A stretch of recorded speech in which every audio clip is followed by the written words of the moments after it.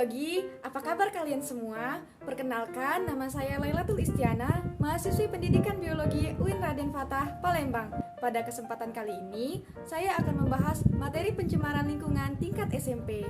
Oh iya, tahukah kalian tentang pencemaran lingkungan?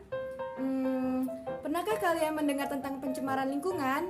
Nah, untuk lebih jelasnya, mari kita simak video ini. Sobat biologi, apakah kalian pernah menjumpai fenomena pencemaran lingkungan di sekitar tempat tinggal kalian? Untuk lebih lanjut, yuk kita lihat gambar berikut ini. Pernahkah kalian menjumpai secara nyata fenomena di bawah ini? Di situ terdapat gambar tentang sampah botol minuman bekas dan gambar asap yang dihasilkan oleh aktivitas industri. Mungkin sebagian dari kita sudah pernah atau bahkan sering melihat fenomena tersebut karena kita selalu berhubungan dengan hal-hal yang berhubungan dengan pencemaran lingkungan. Jadi, apa itu pencemaran lingkungan? Pencemaran lingkungan merupakan segala sesuatu baik berupa bahan-bahan fisika maupun kimia yang dapat mengganggu keseimbangan ekosistem. Menurut Undang-Undang Republik Indonesia Nomor 23 Tahun 1997, pencemaran lingkungan adalah masuk atau dimasukkannya zat, energi, atau komponen lain ke dalam lingkungan yang dinamakan dengan polutan. Polutan ini dapat berupa zat kimia, debu, suara, radiasi, atau panas yang masuk ke dalam lingkungan. Jika polutan itu telah mencapai ambang batas yang sudah tidak bisa ditolerir oleh lingkungan, maka terjadilah pencemaran. Nah, sobat biologi bisa lihat gambar-gambar yang ada di dalam video ini ya. Di situ ada gambar pencemaran air dan pencemaran udara. Terlihat di situ bahwa di dalam badan air terdapat sampah-sampah yang menumpuk. Bagaimana itu bisa terjadi ya? Selanjutnya, ada juga gambar tentang kebakaran hutan, yang mana kita ketahui kebakaran hutan ini akan menyebabkan polusi udara dan akan merusak kualitas lingkungan hidup. Selanjutnya, saya akan menjelaskan tentang macam-macam pencemaran lingkungan. Apa saja sih pencemaran lingkungan itu? Pencemaran lingkungan sendiri terdapat banyak macam dan jenisnya. Jika dilihat dari zat pencemarannya, pencemaran dapat dibedakan menjadi 3 macam, yakni yang pertama itu ada pencemaran biologis. Pencemaran biologis yaitu pencemaran yang disebabkan oleh berbagai macam mikroba.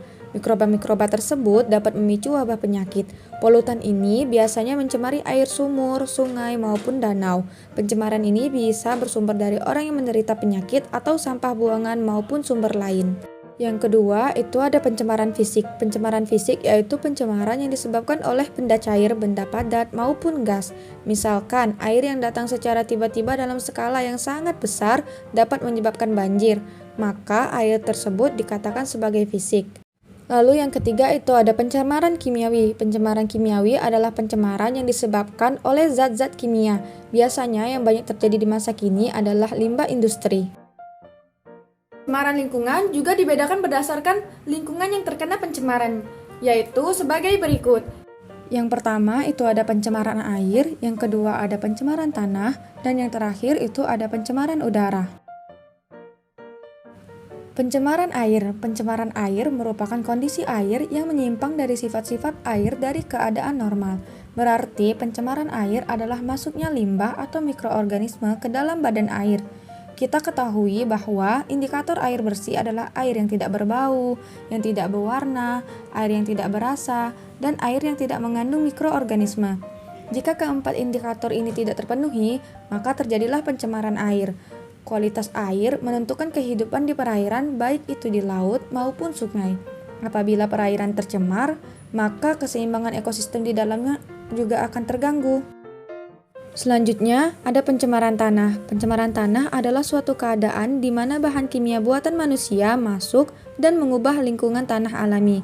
Pencemaran ini biasanya terjadi karena kebocoran limbah cair, bahan kimia industri, fasilitas komersial, penggunaan pestisida, masuknya air permukaan tanah tercemar ke dalam lapisan subpermukaan, kecelakaan kendaraan pengangkut minyak, zat kimia, limbah, air limbah dari tempat penimbunan sampah, serta limbah industri yang langsung dibuang ke tanah secara sembarangan dan tidak memenuhi syarat. Yang terakhir, itu ada pencemaran udara. Pencemaran udara adalah sebuah kondisi di mana udara tercampur dengan zat lain atau unsur lain yang mengakibatkan kondisi buruk pada udara menjadi tidak layak, atau bahkan membahayakan untuk digunakan makhluk hidup.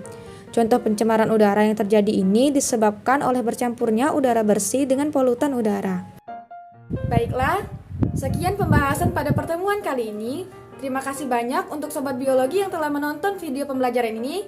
Sampai jumpa di video pembelajaran berikutnya ya.